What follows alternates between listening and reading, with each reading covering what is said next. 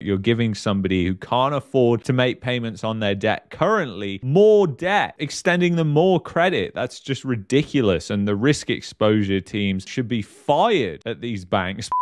Canadian delinquencies are rising. Are they about to go from record low to record high? Well, we're going to go through it and discuss what's going on in today's video. So let's get into the data. Canadian credit delinquencies are rising for everything but mortgages. That's what Better Dwelling is saying. And it's really quite interesting. So basically, TransUnion data shows credit delinquencies for nearly all segments rose in Q4 2022.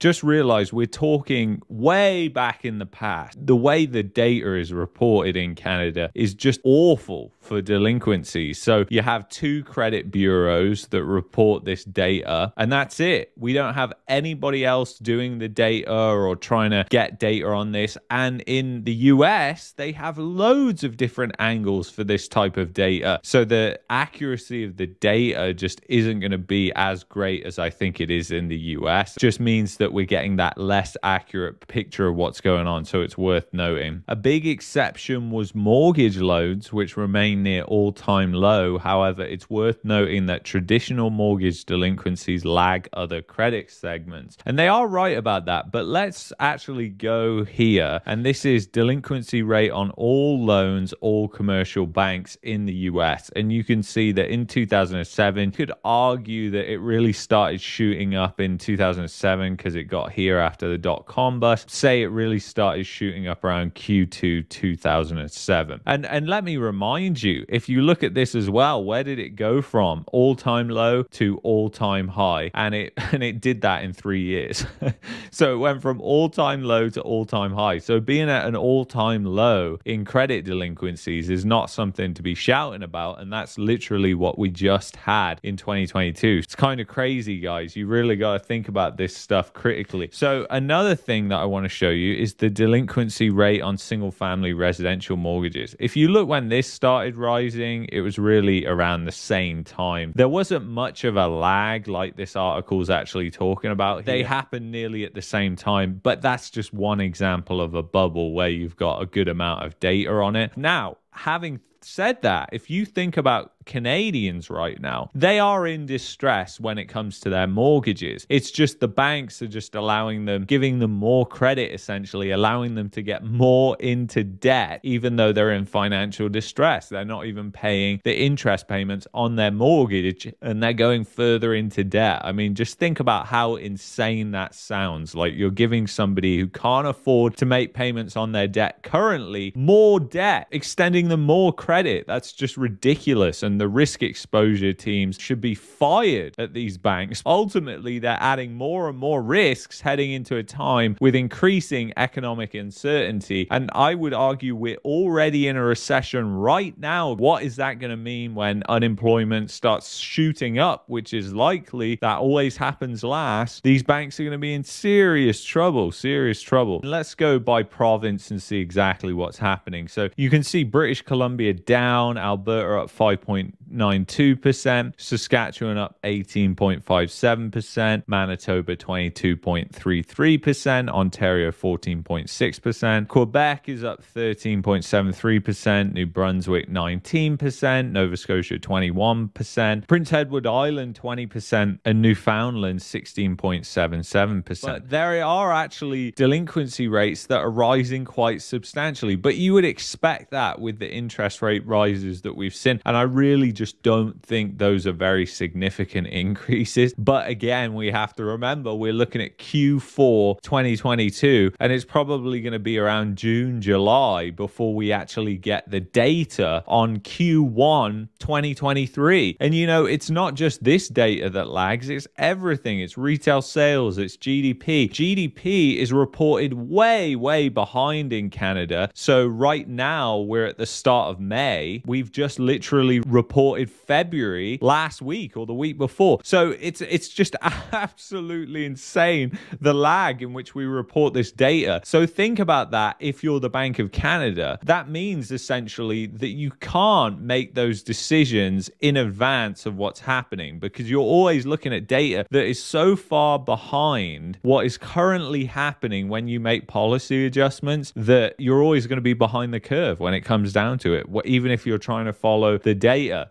And let's take a look now at retail sales, because this is just baffling as well. If you look at this, in the past 6 months, we've only seen 2 months up in retail sales. And you've got to think about that. You can see how weak it's getting. You know, we went from the stimulus era in 2021, which was actually quite extreme. And then we went to 2022, which was actually more stable, to 2023, which is just getting worse. You can see how this is channeling down and just getting worse and worse. And you have to remember, they don't adjust these retail sales to inflation. So in reality, retail sales is dropping way more when you take into account how much inflation has gone up over the past couple of years. So it is crazy, guys, but the effect of the rising rates are having impacts on the economy. Every time somebody renews their mortgage right now and goes into one of these higher rates, they're going to have to cut their spending. Their mortgage payment might be doubling in some cases. And even if they can afford